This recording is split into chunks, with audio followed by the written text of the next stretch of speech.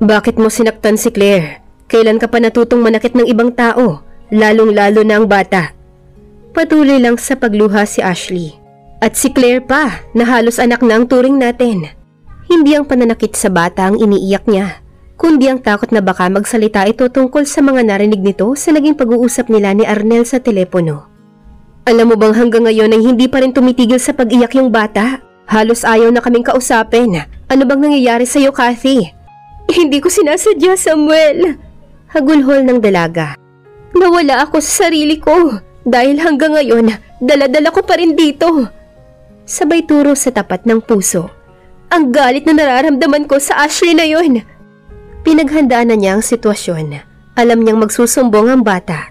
Kailangan niyang makumbinsi si Samuel para makuha niya ang tiwala nito. Napagbuntunan ko ng galit si Claire, pero maniwala ka, hindi ko talaga sinasadya na saktan siya.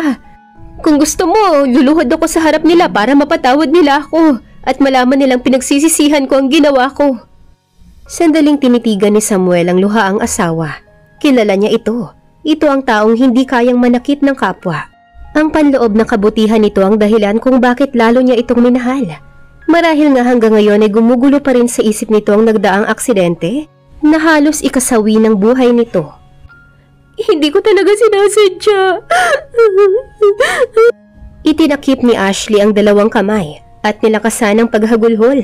Nararamdaman niyang malapit ng maawa at maniwala sa kanyang asawa. Mahal ko si Claire, alam mo yun. Naupo si Samuel sa tabi ng asawa. Mahigpit itong niyakap at inalo. I'm sorry, Hannah. Tama na. Napangiti naman ng lihim si Ashley. She was an effective actress. Hayaan mo, kakausapin ko na lang uli si Isay. Ang mabuti pa, puntahan ko uli si Claire. Baka this time magsalita na siya, para daw kasing may gusto itong sabihin. Biglang lumarawan sa mukha ng dalagang magkahalong takot at pangamba. Mabilis itong kumalas mula sa pagkakayakap ng asawa. Huwag! Napakunot noo si Samuel. Ha? Bakit? Kasi gusto ko sanang ako ang maglambing sa bata. Ako na lang uli ang gagawa ng paraan para mapalapit uli ang loob niya sa akin. Napangiti ang binata. Masuyo nitong hinaplos ang pisngi ng asawa at ginawaran ito ng halik sa labi. I knew you well, Han, and I love you more for that. Nagdiwang ang puso ni Ashley. Pero hindi niya kailangang maging kampante. Malakas ang kutob niya na may nalalaman ng bata. Kailangan niya agad gumawa ng paraan para patahimikin ang bata. Hindi siya papayag na isang bata lang ang sisira ng lahat ng kanyang pinaghirapan para maging si Kathy Herrera. Pumikit si Kathy na maulanigan nito ang pagbukas ng pinto ng banyo. Lumabas si Froilan na bagong paligo at natatakpan lamang ng puting tuwalya ang ibabang bahagi ng katawan. Sumulyap muna ito sa mahimbing na asawa bago tinungo ang kabinet at pumili ng damit pantulog. Idinilat ni Kathy ang isang mata at muli din itong ipinikit ng bumungad sa kanyang katawan nito. Tumalikod mula sa pagkakahiga si Kathy. Ramdam nito ang pag-iinit ng magkabilang pisngi. Mahigit isang linggo na rin silang nagkakasama sa iisang silid at natutulog na magkatabi. At labis niyang ipinagpapasala ang bawat pagdaan ng araw at gabi na hindi siya nito inaalok ng ginagawa ng mag-asawa. Dala-dala man niya ang mukha ni Ashley. Hindi kaya ng kanyang kalooban na pagtaksila ng tunay na asawa. Kahit alam niya na may namamagitan na sa dalawa. Hindi napigilan ni Kathy ang pagpatak ng mga luha sa isipin na may nangyayari sa kanyang asawa at sa ibang babae. Ang babaeng umagaw ng lahat sa kanya. Mariing kinagat ni Kathy ang labi para hindi marinig ni Froilan ang impit niyang paghikbi. Ilang sandali pa ay naramdaman niya ang pagtabi ng lalaki sa higaan. Muling ipinagdasal ng dalaga na sana ay hindi nito maisipang may mangyari sa kanila dahil hindi niya alam kung paano ito tatanggihan. Lumipas ang sandali na nanatili lamang tahimik ang paligid. Dahan-dahang lumingon si Kathy at bumalik ang normal nitong paghinga nang makitang tulog na ang katabi. Maingat na humarap sa pagkakahiga ang dalaga. Tinitigan nito ang kaharap. Lumipas man ang panahon, wala pa rin itong pinagbago. Makisig pa rin ito. Siguro kung naturuan lang niya ang kanyang puso na ito ang mahalin, baka tahimik at masaya na siya. Muling tumalikod si Kathy. Mas mahal niya si Samuel. Tahimik at masaya naman sila kung hindi naging sakim si Ashley dahil sa pagmamahal nito sa kanyang asawa. At ngayon ay kapiling na nito si Samuel. Hindi niya alam kung paano siya magkakaroon ng lakas ng loob na sabihin dito ang totoo. Hindi niya alam kung sino ang maniniwala sa kanya kung ang daladala niya ay ang mukha ni Ashley. Kathy? Pinako mula sa pagkakahiga si Kathy sa pagkakarinig sa kanyang pangalan. Kathy. Pinigil nito ang paghinga. Bumangon ng kakaibang takot sa dibdib. Nilingon nito ang katabi. Nahihimbing pa rin si Froilan. Kathy, mahal kita. Mahal na mahal. Iniiwas ni Kathy ang tingin sa kababata. Kahit papaano ay may hatid pa ring kiliti sa kanyang puso ang sinabi nito. Kung pinaubaya kaya niya noon kay Ashley ang asawa, nang hilingin nito na layuan niya ito at pinili niya si Froilan. Wala kaya siyang pagsisising mararamdaman? Mabuting tao ang kababata niya, responsable at maalaga. Hindi ito mahirap mahalin. Pero sadya nga yatang hindi kayang diktahan ng puso dahil hindi ito nagawang mahalin ni Ashley. Maingat na inalis ni Ashley ang kamay ni Samuel na nakayakap sa kanya. Dahan-dahan itong bumangon at tinabot ang roba na nakasampay sa upuan. Tinitigan nito ang nahihimbing na binata.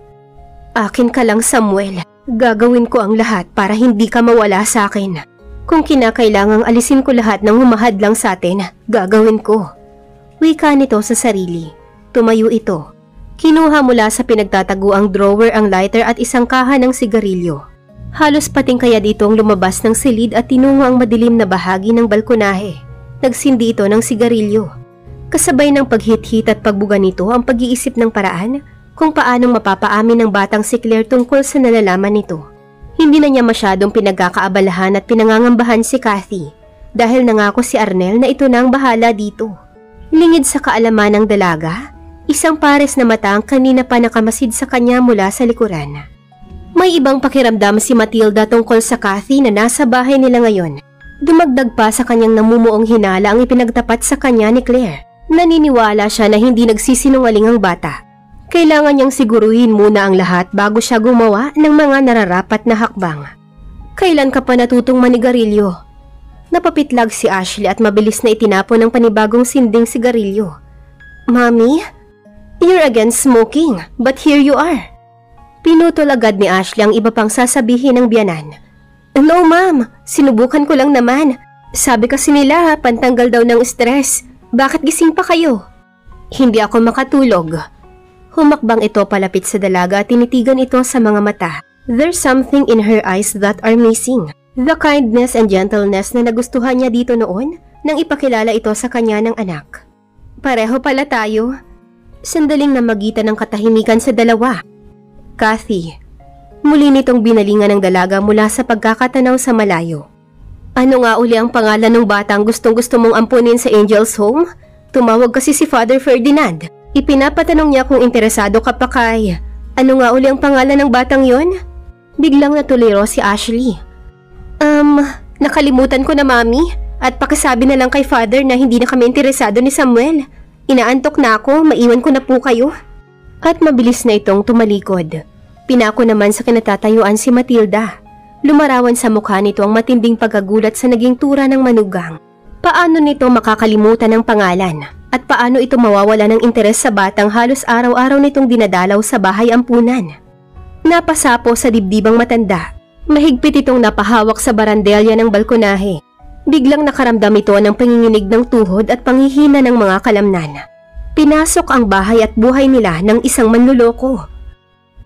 Dr. Javier? Napukaw mula sa pagsusulat ang matandang doktor sa pagpasok at pagtawag ng assistant nito. She's here. Please send her in. And Vilma, delay or cancel all unimportant appointments until she leave. Yes, Doc. Mabilis na inayos ng matandang doktor ang sarili. Ilang sandali lang ay pumasok nang hinihintay nitong bisita. Ano ang mahalagang bagay na hindi mo masabi sa telepono, Arnel? Bungad agad ni Ashley. Please have a seat, Ashley. Please ba? Huwag mo na akong tatawagin sa pangalang yan. Sanayin mo na ang sarili mo dahil ako na ngayon si Kathy Herrera. Okay, if that's what you want. Although masanay akong tawagin ka sa tunay mong pangalan. Now how's being Mrs. Serena, lady? Ayoko nang paligoy-ligoy pa, Arnel. Diretsahin mo na ako. Ano ang importanteng bagay ang gusto mong sabihin? Pinaghihinalaan ka ni Matilda Herrera. Anong ibig mong sabihin? Malas niya lang dahil kaibigan ko ang nilapitan niya to conduct DNA test. Ano? Hindi makapaniwala ang dalaga sa narinig. Si Claire ba ang dahilan? Sinabi ba nito sa matanda ang mga narinig nito? Alam na ba ni Samuel? Nalilito na wika ng dalaga sa sarili. Then do something, Arnel. Damay ka sa oras na malaman nila ang totoo. Napatawa ng malakas ang matanda. Don't be too rude, dear. Remember, ikaw ang lumapit sa akin para humingi ng tulong. And besides, kaya kong lusutan yan in case magkaalaman na. Arnel, tulungan mo ko please. Kailangang ibang lumabas sa DNA. Napangiti ang matanda, sumandal sa upuan nito at tinitigan ng magandang dalagang nasa harap. It was almost 5 years ago nang makilala niya si Kathy sa isang event ng Angel's Home. At first sight, he was very attracted to her. Simple, maganda, mabait, malambing at perpekto para sa kanya. But it was her beauty that interested him most. Then in a very unexpected moment, nakilala naman niya si Ashley. They developed their friendship hanggang makita niyang kasama nito ang babaeng labis na hinahangaan. He asked, at ibinuhos sa kanya ni Ashley ang lahat ng saloobin nito. Natuklasan niya na kinaiinggitan ni Ashley si Kathy, until to the point na gusto nitong mawala ang kaibigan. Not so fast, lady. You know me well. I don't give favor that easily. I need a repayment first. Napangisi ito. Tumayo si Ashley sa upuan nito at lumapit sa doktor. Naupo ito sa tabi nito. Hindi na mahalaga sa kanyang dangal. Mas importante sa kanya na manatiling lihim ang kanyang tunay na pagkatao. She'll never lose the game. Uminit ang pakiramdam ng matanda sa masusuyong haplos ng dalaga. He was already 70, pero nadadala pa rin siya sa hawak ng dalaga. A feeling na hindi maibigay ng kanyang asawa. Napakunot ang noon ni Froilan ang matanawa nito sa bungad ng kusina ang anak na naka-uniforme pa habang nasa tabi nito ay ang matandang kasambahay. Nabitbit sa isang kamay ang school bag at sa kabila ay ang 2 plastic bag ng groceries nito. Marahil ay ginabi ang mga ito dahil sa tutorial ng anak at idagdag pa ang malakas na buhos ng ulan. Tinungo nito ang kinaroroonan ng dalawa. Bakit Natigilan nito ng agad na maagaw ang pansin niya ng asawa na abala sa paghahanda sa pagkainan. Tulad ng anak at kasambahay, pinako rin sa kinatatayuan si Froilan at halos hindi kumukurap sa pagkakatitig sa asawa. Sa mahabang taong pagsasama nila nito, wala sa kasaysayan ng 4 na sulok ng kanilang bahay na humawak man lamang ito ng walis tambo o maghugas ng kutsara, lalong-lalo na ang magluto. Nandiyan na pala kayong lahat. Puna ni Kathy sa 3 na halos nakangangapa na nakatunghay sa kanyang direksyon. Tamang-tama lang ang dating ninyo. Nakatapos na ako sa pagluluto. Kung hihintayin ko pa si Manang Rosa, baka magutom na kayo. Kaya nakialam na ako dito sa kusina. Mahabang paliwanag ng dalaga. Ang kusina ang paboritong lugar sa bahay ni Kathy. She was a good and international chef at natigil lamang siya sa propesyon nang ikasal sila ni Samuel. Mas gusto kasi ng asawa na siya na lamang ang ipinagluluto nito. Mama, marunong ka pa ng magluto? Takang tanong ni Lucas. Natigilan naman si Kathy. Nakalimutan niya na hindi nga pala marunong sa kusina si Ashley. Nabanggit nito sa kanya noon na hindi nito gusto o ayaw nitong matutunan ng pagluluto. Pinag-aralan ko. Nilapitan nito ang bata at inakay sa upuan. Wala naman kasi akong ibang ginagawa dito. Sinalina nito ng pagkain sa plato si Lucas. Maganda rin ang naidulot ng pagkakaroon niya ng amnesia. Napasulyap naman si Froilan sa kasambahay at nginitian lang ito ng matanda. Kaya samantalahin na natin. Tinungo na ni Manang Rosa ang hapagkainan. Hindi pa rin tumitinag sa kinatatayuan ng binata. Froilan, halika na. Paanyayang tawag ni Kathy. Saka lamang humakbang si Froilan. Naghila ito ng upuan at naupo habang walang kurap na nakatitig sa 3 ulam na nakalatag sa mesa. Ginataang alimasag sa kalabasa, afritada, at ang paborito nila ng kababatang si Kathy, pritong tulingan. Ito ang isdang hindi nawawala sa hapagkainan nila noon sa tuwing nasa bahay nila ito. At dahil araw-araw ito sa bahay nila, naging pambansang isda na ang tulingan sa kanilang tahanan. Mama, ang sarap naman ito! Puri ni Lucas sa afritada. Basta para sa iyo anak. Sabay halik nito sa noo ng bata. Nagkatinginan na lamang sila Manang Rosa at Froilan. Naasiwa na nasisiyahan ng matanda habang nagtataka at naguguluhan naman si Froilan. Naging magana at masaya ang simpleng salo-salo dahil sa pagiging maingay ni Lucas. Hindi maiwasan ni Froilan ang makaramdam ng kasiyahan.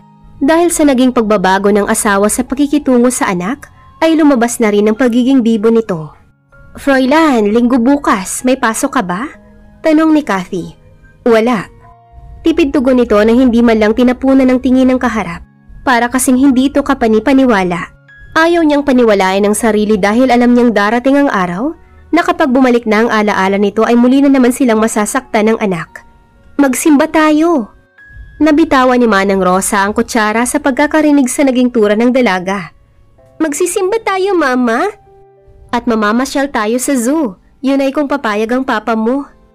Tumayo si Lucas at nilapitan ng ama. Palambing itong niyakap. "Sige na po, Papa. Hindi pa tayo nakakapamasyal na kasama si Mama." Muling nagkatinginan sina Manang Rosa at Froilan. "Please, Papa." Pagsusumamo ng anak. "Bakasyon ko bukas sa pamilya ko kaya hindi ako makakasama. Kaya pagbigyan mo na ang bata, Froilan. Tutal, wala ka namang pasok bukas." Saad naman ni Manang Rosa. "Sige na nga." Kumala sa pagkakayakap sa ama si Lucas at nagtatalon sa tuwa. "Yay!" Nilapitan nito ang ina at mahigpit na niyakap. "Salamat, Mama!" Ginantihan rin ng mahigpit na yakap ni Kathy ang bata.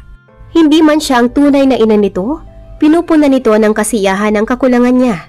Wala man siyang kakayahang magdalang tao, kaya naman niyang maging isang magulang lalo na sa katulad ni Lucas na pinagkaita ng isang mabuting ina. Natigil sa paghakbang sina Ashley at Matilda nang magsalubong ang mga ito sa hagdanan. Sandaling nagkatitigan ang dalawa. Parehong may nais basahin sa kani-kanilang mga mata. "Dis oras na ng gabi, saan ka nang galing?" Pagbabasag ni Matilda sa katahimikan. "Mami, nasa tamang edad na ako para magtanong ka pa ng ganyan.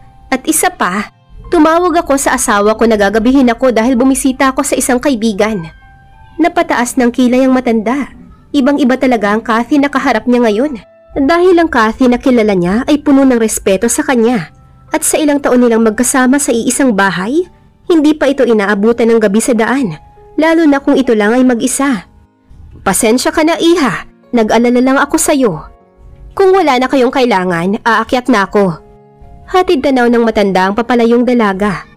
Sa oras na lumabas ang isinagawa niyang DNA test at makumpirma ang kanyang hinala, sisiguraduhin niya na mabubulok ito sa kulungan. Aalamin niya ang punot dulo ng lahat at maging ang mga kasabwat nito. Maitago man ito ang tunay na katauhan sa likod ng mukha ng totoong Kathy Herrera, umaalingasaw pa rin ang tunay na baho at ugali ng isang Ashley Alvarez. "Humanda ka sa akin kapag nalaman ko ang katotohanan," wika ni Ginang Matilda sa sarili. Malaman kaya ni Matilda ang totoong katauhan ng nagpapanggap na asawa ng kanyang anak? Ano naman ang gagawing hakbang ni Ashley para mapatahimik ito? At dito na po nagtatapos ang kabanata ng ating kwento. Maraming salamat po.